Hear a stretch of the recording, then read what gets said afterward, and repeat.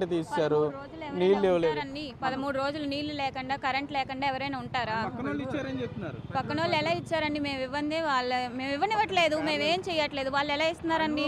మేము హెల్ప్ చేయబట్టే కదా, మేము గేట్ తీయబట్టే వాళ్ళు రూమ్ లోంచి బయటకు రాబట్టే పరదా కూడా కట్టేశారు పక్కింటికి మీకు కనపడకుండా మధ్యలో డివైడ్. మా మావయ్య గారికి నిమ్ము ఉందండి, ఆయనకి కోల్డ్ చల్లగాలి పడదు, అందువల్ల మేము కట్టుకోవాల్సి వచ్చిందండి. అది ఫస్ట్ ఫ్లోర్కే కట్టుకున్నాం, మీరు కావాలంటే మీరు వెళ్ళి చూసుకోవచ్చండి. ఫస్ట్ ఫ్లోర్ కి ఆయనకి ఇబ్బంది అవుతుందండి. ఫ్లోర్లోనే కదా ఈ అమ్మాయి ఉండేది. అవునండి, ఫస్ట్ ఫ్లోర్లో ఉంది. మరి ఈ అమ్మాయి గురించి కట్టారని ఆ అమ్మాయి అనుకుని ఉండొచ్చు. ఆ అమ్మాయికి ఏమీ ఇవ్వనివ్వలేకపోతే ఇన్ని రోజులు ఎలా తిన్నారండి?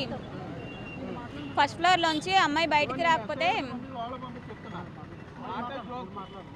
ఆ అమ్మాయిని ఫస్ట్ ఫ్లోర్ లోంచి బయటికి రానివ్వట్లే, తలిపేస్తారు అంటున్నారు. ఇన్ని రోజులు ఎలా తిన్నారు, ఏం తాగారు? ఈ ఒక్క రోజే అవ్వదు కదండి, ఇన్ని రోజుల నుండి పక్క నుండి ఇస్తున్నారు అంటే మేము అమ్మాయి బయటికి రాబట్టే తీసుకోబట్టే కదా. మా దగ్గర కూడా ఫోటోలు ఉన్నాయండి. ఇప్పుడు ఆవిడ చెప్పే మెయిన్ ఎలిగేషన్, మీరు కూడా దెబ్బలాడారు, మీరు కూడా చేశారు, మీకు పిల్లలు లేరు కాబట్టి మీ అమ్మగారు బావతో కూడా పడుకో అన్న మాట అన్నారు అనేది కొద్దిగా మాకు కూడా చెప్పడానికి ఇబ్బందిగా ఉంది.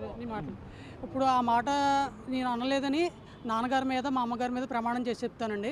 అదే మాట అమ్మాయిని వాళ్ళ అబ్బాయి మీద వాళ్ళ అమ్మగారి మీద ప్రమాణం చేసి చెప్పాలని మీరు అన్నారని చెప్పట్లా, మీ మదర్ అని ఆవిడ